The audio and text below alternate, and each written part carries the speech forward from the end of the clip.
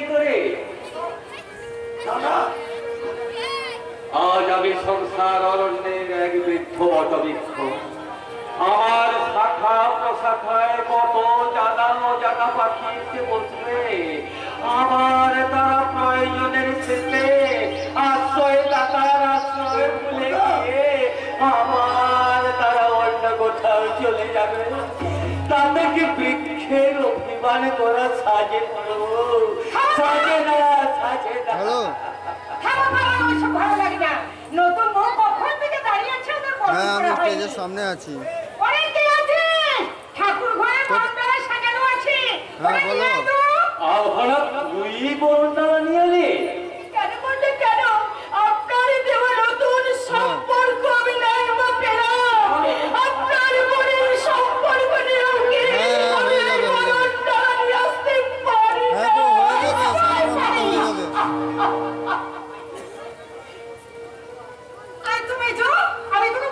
আমি এখন চার্জে, আমার অলরেডি রানিং চলছে, চার্জে বসে। আর আমি রাত্রে তো মানে প্যাক আপ করার পরে আমি ঘরে যেয়ে চার্জে গুঁজে রাখবো।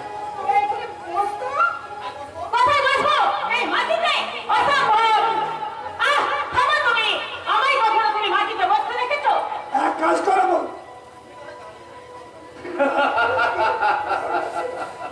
কি বলি? আমি দাঁড়িয়ে দেখে মরণ করবো? হ্যাঁ বলবো। আমাদের রীতি এখন বদলে গেছে। এটা হচ্ছে আধুনিক যুগ। তাই এই আধুনিক যুগের বউয়াকে চেয়ারে বসেই বরণ করতে হয়। তুমি চুপ করো। আমি এই অবস্থাতেই মরণ করে দিচ্ছি।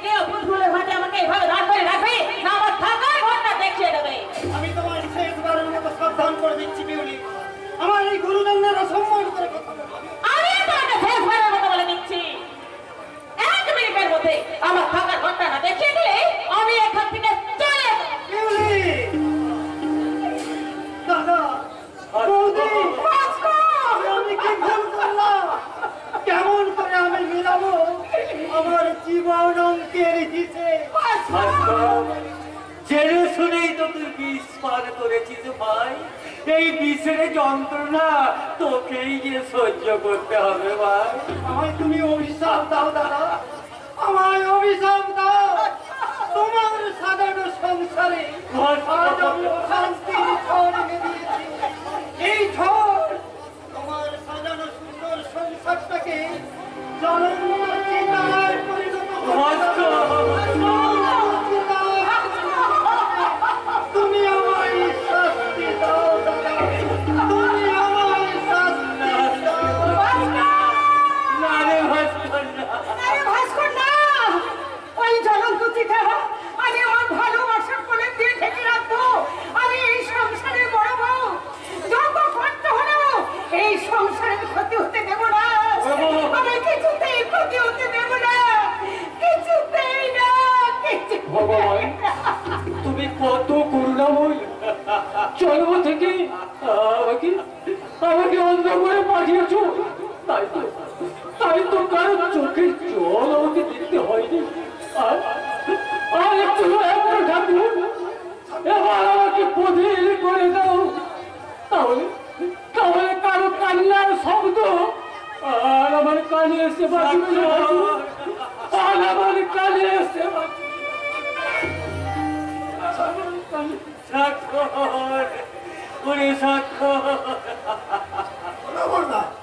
আমার মনে হয় খুব বড় লোকের মনে আমরা সবাই যদি ওনার সঙ্গে একটু পাড়ে নেওয়ার চেষ্টা করি বোধহয় লাভটা আমাদেরই হবে। দেখো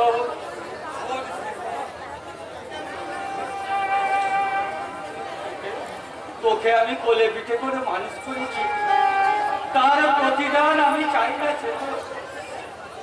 আজ আমি তোর কাছে একটা ভিত্তি চাই, তুই দিবি ভাই।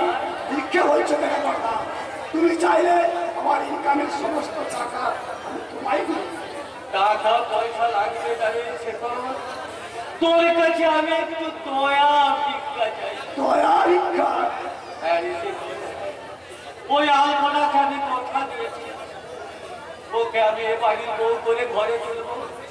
আমার সেই কথা রক্ষা করতে তুই আলপনাকে বিয়ে কর। তুমি আমার বড় ভাই বলে যখন খুশি যা বলবে, আর আমাদের সেটা মুখ বুঝে সহ্য করতে হবে। শেখর, তাছাড়া আমার স্ত্রী হওয়ার কি যোগ্যতা আছে ওই আলপনার?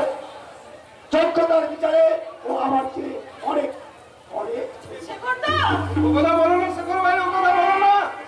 ওকে বিয়ে করলে তুমি সুখী হবে। এতই যদি করো তাহলে নিজেই বিয়ে করে নি।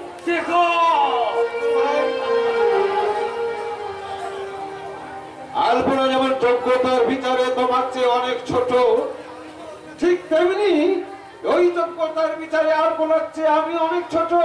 তুমি যদি ওই আলপনাকে না মেনে নিতে পারো, তাহলে আলপনাই বা আমাকে মেনে নেবে কেমন করে? তুমি চুপ করে তুমি চুপ করো। আজীবন আমি কুমারী হয়েই থাকতে চাই। একটা যোগ্য ছেলে খুঁজে নাও, আগে তোর মজারা আর দেয়া যাবে।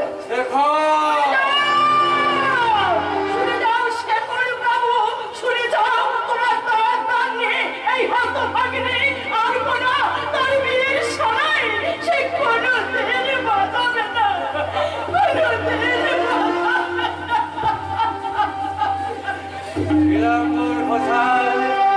তোমার জীবনের সব অঙ্ক আজ ভুল হয়ে গেল।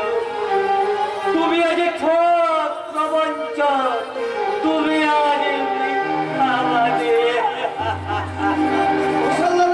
জীবন অঙ্কটাকে জানি না মেলাতে দিয়ে গেলাম, আমি দিয়ে গেলাম। জীবন অঙ্কটাকে জানি না মেলাতে দিয়ে গেলাম, আমি দিয়ে গেলাম, দিয়ে গেলাম।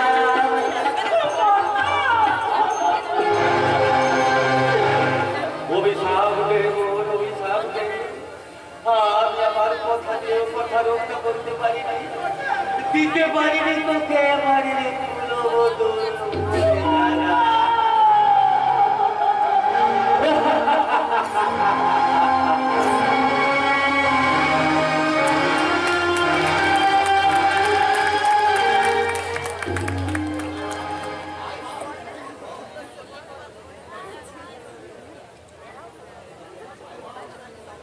হায় বাপ, কি বড় ঘর, যেন রাজপ্রাসাদ। এই বঙ্কা, আমাদের যদি একটা এমন পাড়া ঘর হতো। কিন্তু কিন্তু আমার যে বড় ভয় করছে রে বিজলি। আমরা সব কিছু না জেনে বুঝে ওই ওস্তাদের কোথায় আমরা এখানে নগরী করতে চলে এলাম, কিন্তু কিন্তু এই আমাদের মতো গরিব মূর্খ মানুষ আরে এখানে কিসের নগরী করবে বটে? কেলে ওস্তাদ বলেছে আমি এখানে নাচবো, গাইবো, আর তুই ঢোলক বাজাবি। বাবুরা না আমাদের মাসে মাসে 1000 টাকা করে মাইনে দেবে, খেতে দেবে, থাকতে দেবে। এই বঙ্কা, এবার আমরা অনেক বড়লোক হয়ে যাবো। আমাদের ঘর কি হবে, টেকা হবে, সংসার হবে, তারপর বিহা হবে, আর হবে সন্তান।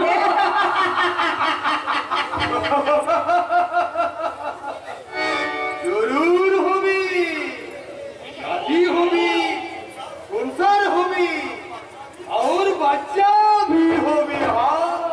এই শালা কুত্তা, তুই শালা আবার আমাদের পিছু নিয়েছিস? अरे नहीं नहीं,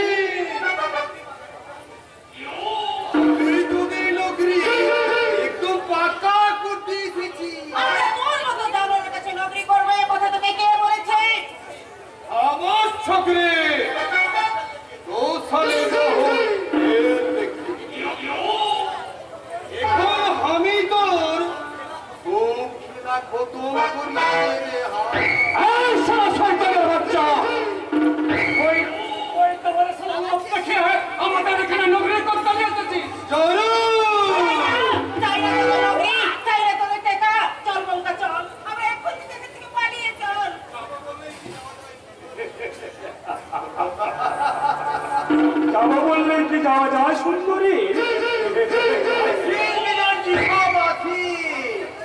আমি একটু আপনার কাজের টাইমে মাল নিয়ে আসিয়া গেছি। আরে মন সাব্বাস লালু সাহেব, তুমি আমার একটু মনের মতো খাওয়ার কি বললে? সারা দেশে চৌবনে ঢেউ উপচে পড়ছে, আর সেই চৌবনের ফাঁকে ফাঁকে পড়ছে কোনো মধুর মিষ্টি গন্ধ। এই মধু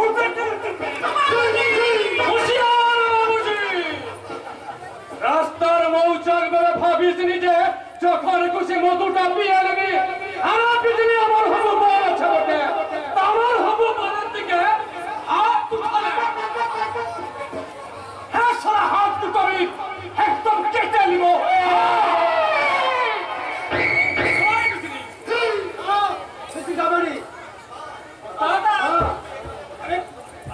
তুই না আমাদের এখানে নগরী করতে নিয়ে যাচ্ছিস? এই পিছনে নাচনে ওরা নাচতেই করবে, আর তোর না পাশা হলে তুই চলে যায় এখান থেকে। হ্যাঁ যাবো যাবো, তবে কেন নয়? আরে বিজলি কেউ আমি সাথে নিয়ে যাবে। আরে আরে এ সারা মানুষের চামড়া টাকা জানোয়ার আছে বটে, আরে মেয়ের মানুষ দেখা দেখে খাবার বেরোবে কামড় দিতে যায়, তাই এইসব মানুষ মুখ জনগণদের মাঝে আমার বিজলিকে আমি একা ফেলে রেখে কোথাও যাবনি। আরে তোর বিজলি, আমার বিজলি এখন এনার্জি সাহেবের না হয়ে গেছে।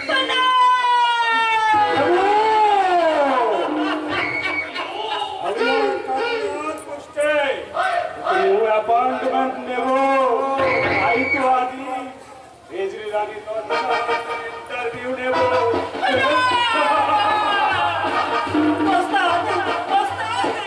তুই আমাকে জন্ম না দিলেও আমি তো তোর বেটি ওস্তাদ। তুই আমায় বেটির মতো মানুষ করেছিস, তাই বাপ হয়ে বেটিকে বিক্রি করতে তোর শরম হলো না? আমি তো বাপ নয়। তুই তুই আমার বাপ নই? তাহলে বল ওস্তাদ বল, আমি কোথা থেকে এসেছি, কি আমার পরিচয়? আকাশ থেকে চিন্তা করে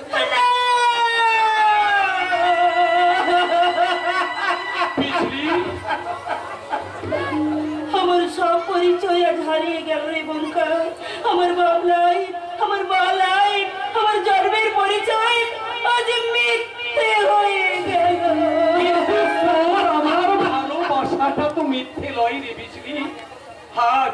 আজ এখনই ওই মা মনসার থানে গিয়ে তোর স্মৃতিটাতে সিঁদুর দিয়ে তোকে আমার বউয়ের পরিচয় দেবো রে বিজলি।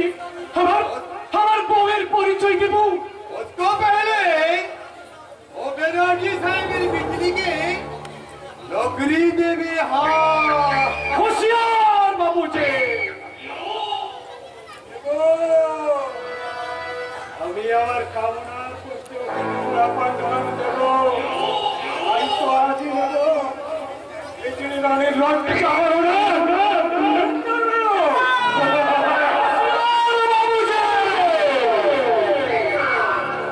আমরা যা যাবার মানুষের জগৎ আছি মাঠে, আরে মাঠে ঘাটে খেলা দেখিয়ে বেরোই।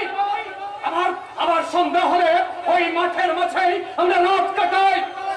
তোদের মতন রক্ত জানোয়ারের রক্ত এই সারা দু পায়ে মারিয়ে আমাদের জিন্দগির একটা পথ হেঁটে এসেছে বটে। আর আজ যদি আমার চলার পথের বাধা হয়ে দাঁড়াস, এই বন্ধু কিন্তু তোকে ক্ষমা করবে না। শুনে রাখছো বেজনির জন্য অনেক আগেই আমি পাসওয়ার্ড সাজিয়ে রেখেছি। সাজানো আমার কামনার পাসওয়ার্ড, সেই পাসওয়ার্ডে তোর বিজলিকে আমি